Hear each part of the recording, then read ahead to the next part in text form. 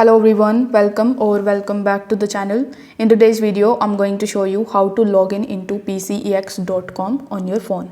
For that, first of all, you will have to open your web browser in your phone, or you can even simply download the app in your phone. And if you don't know how to download its app, I have created a detailed video on this topic as well. So make sure you check that out on my channel. Now here in your web browser, simply search for PCEX Exchange and then click on PCEX.com.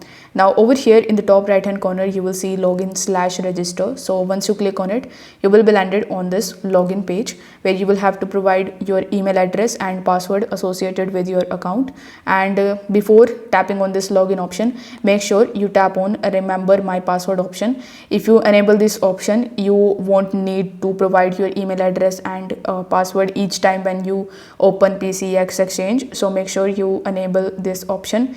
After filling these details, you will have to simply click on this login option, and then you will be able to easily log in into your account.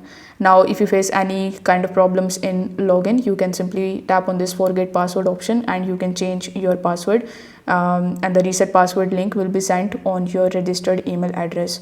If this video helped you out, consider subscribing to this channel and liking the video. Thanks for watching.